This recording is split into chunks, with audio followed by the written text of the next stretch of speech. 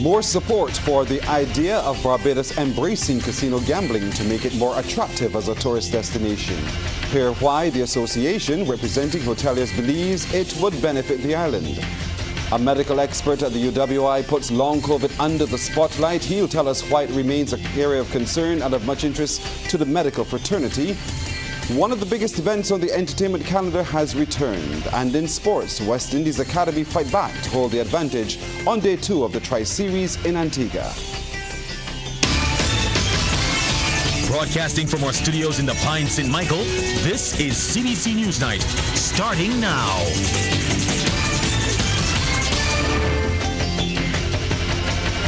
Good evening, I'm Pearson Bowen. The idea of embracing casino gambling to make Barbados more attractive as a tourist destination is getting even more support tonight. The Barbados Hotel and Tourism Association sees merit in the recent suggestion by Tourism Minister Ian Gooding-Edgell that casino gambling may help to enhance the island's appeal to visitors. In an interview with CBC News following a visit to the corporation's Pine officers, along with new BHTA CEO Ryan Ford, the chairman, Renee Coppin, weighed in on the issue, which has been generally receiving the thumbs up from Barbadians. I think we have evolved to a place, and I think your post showed it, where people are more open to the idea of having casino tourism. Obviously, there is the moral aspect, which I think has always been the barrier and the hurdle as to why we would not pursue it as a country. But the reality is that gambling does exist already in Barbados at a fairly high level. I mean, two things certain: the lotto draw and taxes. So I think the idea of casino tourism, people are now more tolerant of the idea. I think it can work well. It is another type of tourism, and places like Vegas and I think it's called Macau and China and those kinds of places have shown, I think even Australia has shown, that if you can combine that with other aspects of your tourism product, then you can deepen what you offer, bring new people to the country, and obviously generate tax and other revenues for the country. So I think there's a potential for us to look at it. And Chief Executive Officer Ford adds it is definitely a conversation that needs to take place again. The world is digital. Right now, football is going on a lot. Sports with basketball as well is about to start. And any of us could log online and literally gamble if we wanted on a game or on a tournament. So it has always been accessible, but now it's much more easy for Barbadians and others to do the same. In terms of the casino aspect, for me, I think it really just comes down, and as the association, because we spoke on it, we really need to just make sure that we put the legal framework in place and we put the guidelines as to how it will be done, whether it is in the hotels, whether it is in a specific area that the government recommends. And I don't think when we had the brief discussion that it is something that we're against. As Renee mentioned, it's a kind of change in times. In other news tonight, scores of Barbadians have been seeking medical attention in recent weeks for what appears to be some type of flu virus circulating across this island. People have been reporting having a persistent dry cough that in some cases lasts 3 weeks or more. More severe symptoms have also been reported. We're trying to get more details on this, and joining us now is Dr. Hilary Moore, emergency room physician. Dr. Moore, thank you so much for joining us. Hey, good night. Thanks for having me. It's been a while. It's been a while. Let's get a handle on this. We know that we look outside and we see a thin air of dust across the island, and we assume that's what's causing this problem. What is it? So, to be honest, the thin dust is actually causing some problems, more with people with sinuses and sinusitis. But what we also recognize is that there's also the flu virus that's going around right now. It seems to be, for lack of a better term, knocking people for six. So you're finding people are getting very sick, they're getting lots of vomiting and diarrhea, and as you rightly said, they're getting that cough which is persistent for weeks, sometimes 2, 3, 4 weeks after they've actually had the infection. The thing about it is that the theories is that it's the same flu virus that we're accustomed to, which is influenza A or B, but because we spent 2 years where we were not having much traveling, we were more isolated, we weren't doing a lot of mass gatherings, therefore the exposures were reduced for the last few years. The theory is that the immune system isn't able to fight back as effectively as it used to before. Also, one of the other theories is that, post-COVID, COVID virus itself being something that has affected the immune system, either having the virus or the vaccine, because it's still based on the same virus itself. the immune system isn't functioning properly. But regardless of whatever the mechanism is, we are generally seeing, we would need some facts and some figures and some numbers to say definitively, but I can say from speaking my experience and speaking to my colleagues, there is quite a significant rise in people coming down with the flu. Not only that, they're not only just getting the cough, but a lot of them are getting lots of vomiting and diarrhea and the sore throat, which is really bad for a lot of people. So it has been plaguing quite a few people this flu season. They had predicted it was going to be bad, and it seems like the predictions are very true. So then what does one do if one presents with these symptoms? Is it a home remedy, or do we present to the accident and emergency or other medical facilities? So that's a great question, and it's also dependent on what other comorbid conditions you have as an individual. So if you are some person who's immunosuppressed, whether like diabetes, kidney disease, also the patients that are on chemotherapy, and you get these symptoms and they're significant, yes, you need to seek medical care. Depends on how severe you are. If you're finding that you're having difficulty breathing, you're not able to even speak like 2-3 words, then definitely you head straight to the emergency room. Otherwise, you can go to the nearest urgent care center that is available to access care. If you're otherwise young, healthy person, I would say stay away from work. I think one of the things is that people are going out even when they're feeling ill. This is the time when you need to stay home. If you have kids that are ill, make them stay at home. Drink lots of fluid, get lots of rest. Prevention is better than cure. Make sure you're trying to have a healthier lifestyle to start with. And I know, again, coming out of the COVID pandemic, where a lot of us were very sedentary during that time, we're going to find that that's also going to have a negative effect on how well we can fight this virus right now. Being overweight, obese, all those things actually affect your ability to fight any type of virus or infection. So one of the best things you can do is just try to optimize your health as much as possible. If you have any comorbid conditions, please be compliant with your medications. Get care as soon as you need it, especially if you have lung issues, like lung issues, that you have COPD, those people that smoke a lot and have damage to their lungs, or even the asthmatics, because we know they're going to have some respiratory issues. And those chronic conditions such as the end-stage renal disease and the cancer patients. But it is a big problem. Dr. Moore, we want to thank you so much for joining us and to share solutions to what you've termed the big problem of flu, the strain of flu virus currently affecting the island. Thank you so much. Thanks for having me. You're welcome. Staying with health tonight, the impact of long COVID cases in Barbados is under the microscope of the Medical Sciences Department of the University of the West Indies, CAFIL. While actual COVID cases are not as high at this time, the effects the virus has had on those who contracted it are being studied. Deputy Dean, Recruitment and Outreach, Dr. Kenneth Connell, told the Morning Report those who were severely affected are more likely to develop long COVID. For instance, if you were vaccinated, you were probably more likely not to have a severe infection, and we had those data from before. So people who are vaccinated are less likely to develop long COVID, but it's not impossible, right?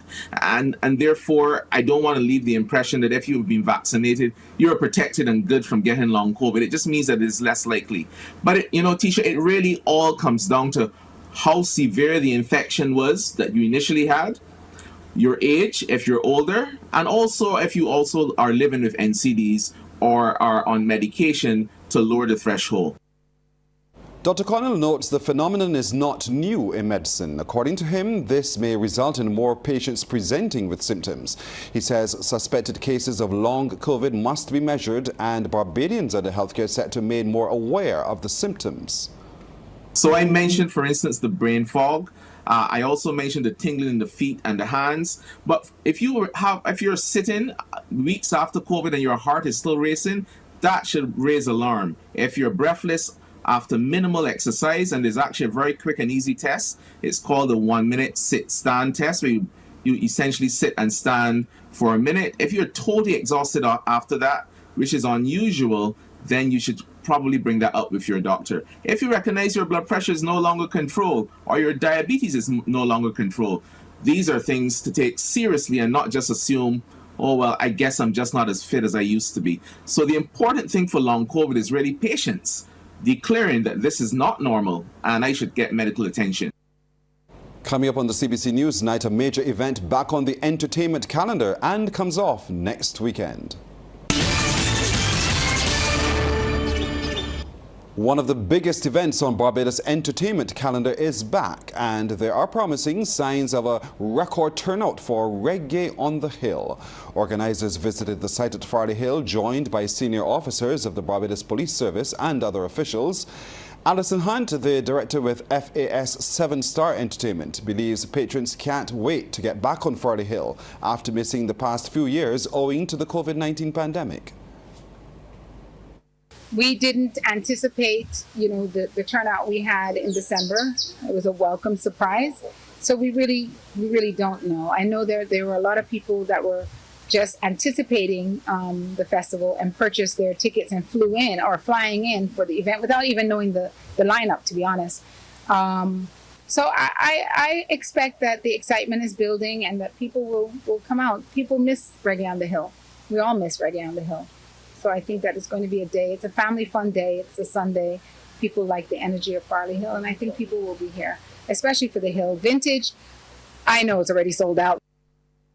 Meanwhile, Reggae on the Beach, one of the other signature events for the festival, is taking patrons back to the 90s. We have a themed beach called Bad Like 90s Dancehall, which was a period in dancehall music that was well loved by everyone, the young and the old alike.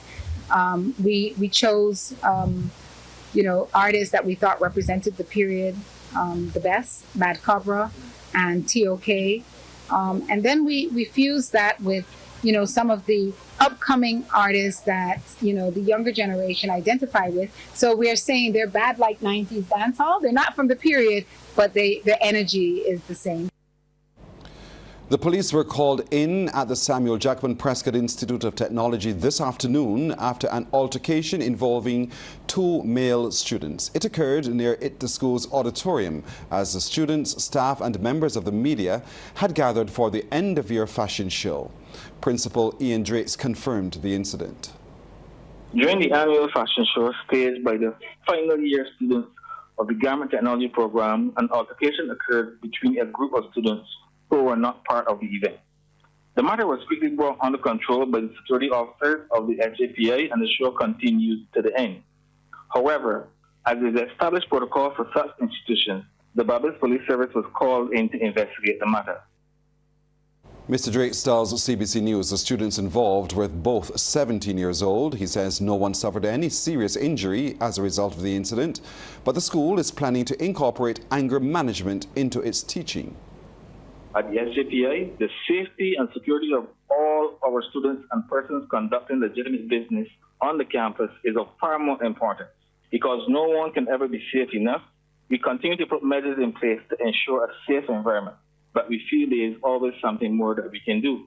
That is why we are working to include soft skills training and anger management in our curriculum. Nothing was saved when a house in Lake St. Andrew was destroyed by fire yesterday afternoon. While the house was unoccupied at the time of the fire, some possessions left behind by the former occupants were destroyed. Jamal Aline was at work when he received the call. My cousin called me and indicated to me that our home was on fire. So I left my workplace and came down here to check on the situation. Just lost a couple of stuff, passports and certain identification, clothes and what's not. I don't know, I just going to try and to find out what started fire. Leading fire officer Edward Pilgrim, attached to the St. John fire station, said they received a report about the fire around 21 minutes after 2. Initially got the call as a grass fire, but on arrival on scene, we recognized that one PDH, one dwelling house, was involved, and then fire officers would have started fire suppression operations. Then we would have had a second crew from Bridgetown Station, so it would have been myself and about 8 fire officers.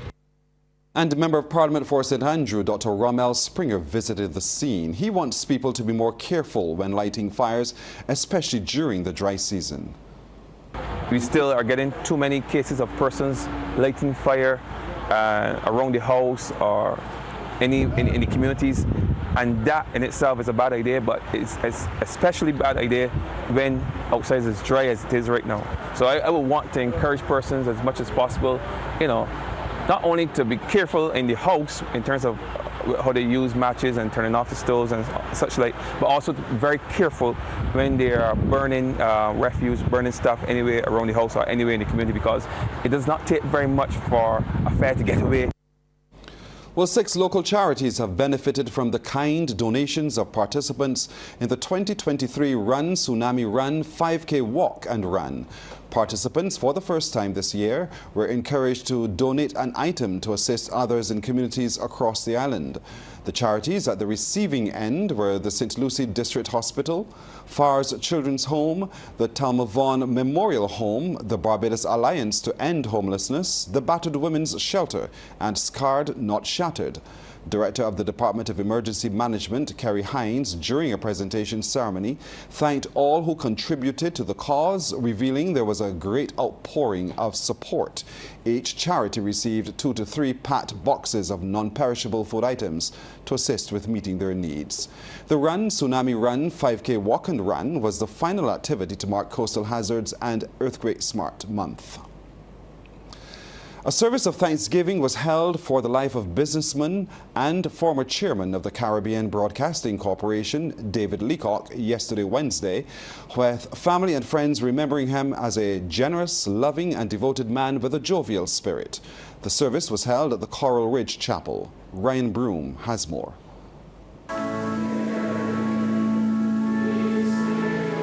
Those in attendance included parliamentarians and several well-known members of the local business community.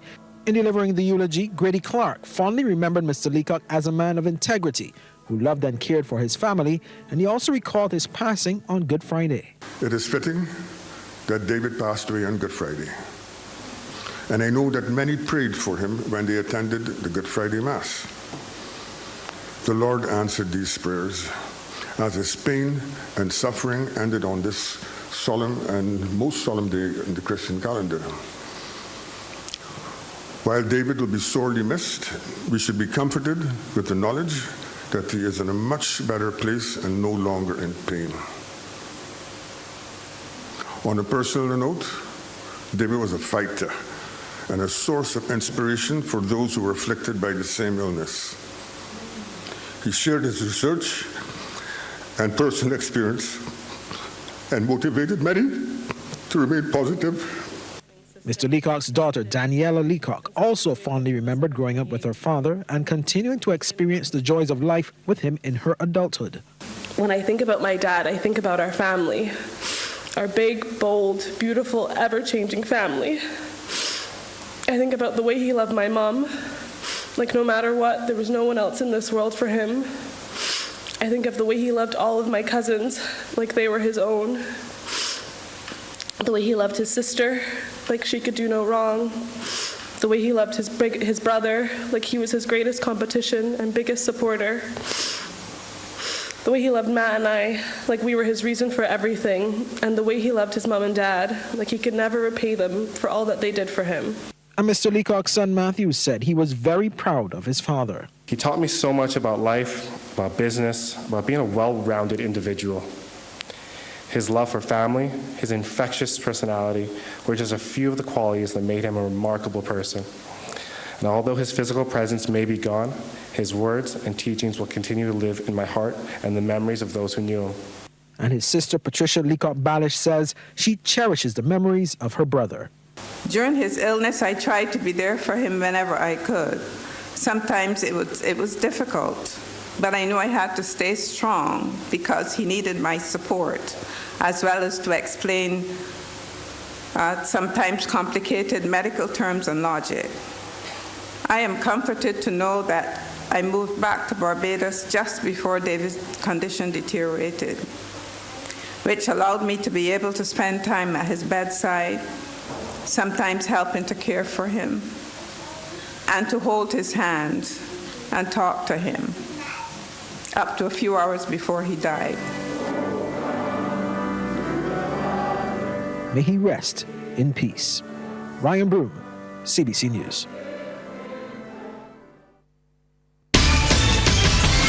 The Business Report, brought to you with the compliments of Republic Bank.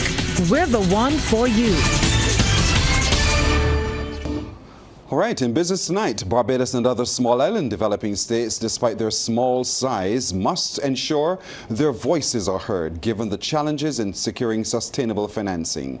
This from Special Envoy to the Prime Minister of Barbados on Investment and Financial Services, Professor Avinash Prasad, who suggests finance has become what he termed big finance for great returns. Professor Prasad was among the panel for the Island Finance Forum 2023. That forum, held on the theme Investment for Sustainable Development, brought together senior financiers, development partners and regulators to share and exchange expertise on sustainable and inclusive financial structures in island communities. Investing in a small island will never move the needle of their overall returns and success.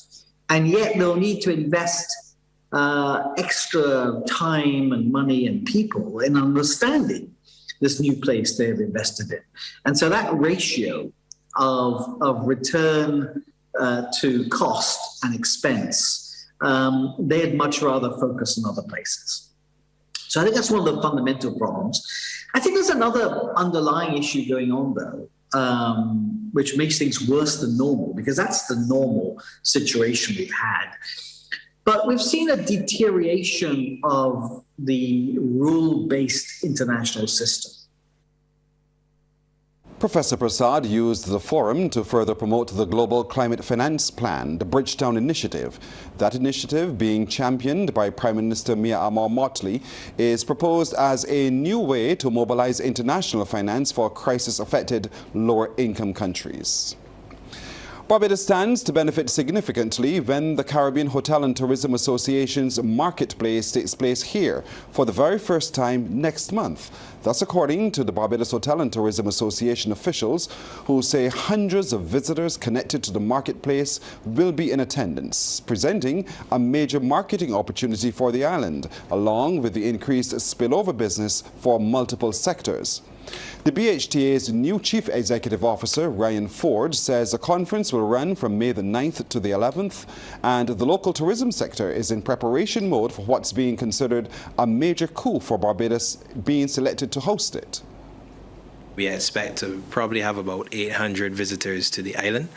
So it's a very intense and massive three days for an opportunity for Barbados, the rest of the region as well, but because we're the host, it's even bigger for us. It's an opportunity for us to show our people, to show our island, show our properties, to show our levels of service, and also to market brand Barbados on a whole in terms of returning, because the attendees that are coming, apart from them being, some of them being our competitors, we actually have at least 100 to 150 of what we call buyers. These are persons that are going to buy the image and the concept of brand Barbados. BHTA Chairman Rene Coppin adds it is the first time in the 41 years a trade show has been held that it is being hosted in Barbados. Generally, they tend to go to islands where there are big conference facilities. So traditionally, Jamaica, Puerto Rico, Dominican Republic, and Bahamas are the ones where they would have hosted it before. So really, it's a big coup for Barbados to get the event. What we are trying to ensure that our Barbadians are aware of it, because it's important. The analogy I use is like when you're inviting people over to Sunday dinner. You want to make sure the house is clean. Mm-hmm. You want to make sure that everything's well laid out. You put on your best clothes, and you really try to ensure that when they come, they have a great experience. And so it is that we always offer hospitality, but that we're going to notch it up just a little bit, because we are bringing people here who are basically doing a national site visit. They're coming to see the island, to see what we have to offer, to see who we are. We want to ensure that we present the best of ourselves. Let's get back over to another update in sports. Once again, here's Damien Best. Yeah, thanks, Pearson. The world-rated SL Benfica Youth Academy located in Portugal is staging an elite football camp here in Barbados. CBC's Amory Burke visited one of the sessions at the Usain Bolt Sports Complex. Over the past few days, 86 junior footballers between the ages of 6 and 19 have been engaged in a special elite soccer training camp under the guidance of coaches from the Benfica Football Club in Portugal. The SL Benfica Elite Soccer Training Camp is being facilitated by Michelle Marshall, Director of Caribbean ASM Scholarships, along with fellow organizers, co-facilitators Simeon Alsop and coach liaison Marlon Hart. And it's being conducted by David Gomez, Director of Benfica's International Schools Program, and Carlos Veloso, head coach of the Benfica International Youth Teams. When we visited the Usain Bolt complex, the senior boys were in their training session, which also saw a number of local coaches involved. Gomez says he is pleased with the talent he's seen so far. Me and my coach Carlos, we got a little bit surprised because we were not expecting such good quality like we found. In terms of technical and tactical, there are some good indicators, let's say like this. The intensity is not so high as we have in Europe and in Portugal, which is also expected because of the climate, the temperature, and the environment of competitions. Not so many clubs, not so many athletes, so it's normal that the intensity is not so high as we are used to, but the first indicators were very good. While opportunities like this open up avenues for players to gain scholarships or be drafted into professional clubs and teams, it is more about developing skills. The main goal is always to seek for talent. We know by the FIFA regulations that we can only take kids when they are 18, but we need to start the sooner to search for talent, because in Portugal we know there's not going to be so many kids in the future, so we need to prepare that strategy to find the best talent the sooner as possible, and then to work with that talent on younger ages in their own countries. That's the main goal. Among the players in the camp is Ethan Taylor and Ronan Lee. Both have relished the experience as a great way to improve their game. The experience has been great. It was an experience that we never had before, and I'm grateful for this opportunity to work with this professional club. For me, it's just the experience to learn from these professional coaches. It's not very likely that a professional club will come out here, so I'm just trying to grasp information and further my career in football. This opportunity is a great experience to work with the coaches from Benfica, because they're a professional club in Portugal and the coaching style is very intense. The training sessions are top class and they ask for 100% from the players all the time. The local coaches have also been benefiting from the training sessions, as they've been gaining lots of techniques and coaching style from the international coaches. Wayne Johnson, who coaches the local Pro Shotters team, says he's gaining some valuable knowledge that can improve his work. Seeing their intensity, this is something that we always strive our boys to be, to train with more intensity and play. And I think the coaches bringing that and showing the coaches here, you know, the standards that they set, it's really been I would say a great experience for us as well. The camp, which started on Monday, will conclude on Sunday. Anne-Marie Burt, CBC Sports. Well, that's our time tonight. Thank you for spending it with us. I'm Pearson Bowen. For the crew, to all of you, we thank you. We look forward to seeing you again tomorrow. Good night. Thanks for visiting us. Now, if you want to see more stories like this one, like and subscribe to our YouTube channel. And you can always go to cbc.bb for the latest news and current affairs.